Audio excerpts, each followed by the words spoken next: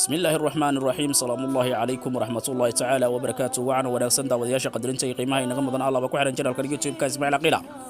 كسو دبادا برنامج كينا حكمت والله بان إذن كوكسو قد بنه حكمة دا أنسلين هاي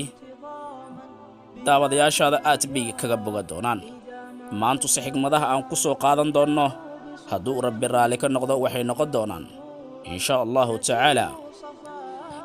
حكمة دو aad idin cajib gelin doona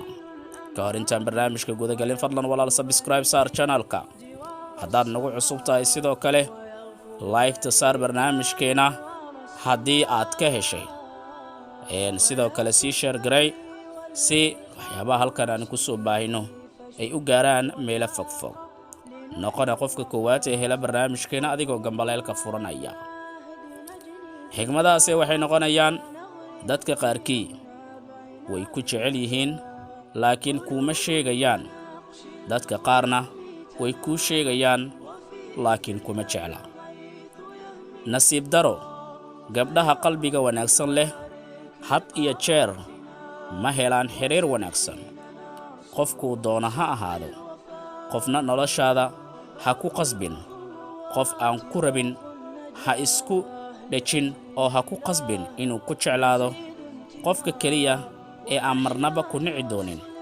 waa hooyada qofna ha ka ogolaan in uu ka yeelo siduu rabo jacayl aad u qabto dartii waa laga yaabaa inay kugu adkaato inaad qof raali geliso balse macquul ma aha inay kugu adkaato in Allah aad raali geliso waxaad u baahan tahay qof arka xumaantaada oo dhan haddana sidaas kugu jecel haddii aad qof jeclaato ha iloobin in aad tiraahdo goormee qiyaami doonta waayo waqtiyadan dambe waxaa baday dadka qaa'imiinta ah ama qiyaanolayaasha barnaamijkeena maanta intaas ayaan ku soo gabagabeynaynaa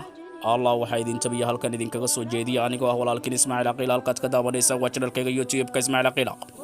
inta barnaamijkan mid ka saxaynu ku kulmi doonno waa walaalkiin iyo Ismaaciil Aqiil idinkaga tagaya sidaas iyo nabadiino نقول لكل أنت دمبه أو عيسى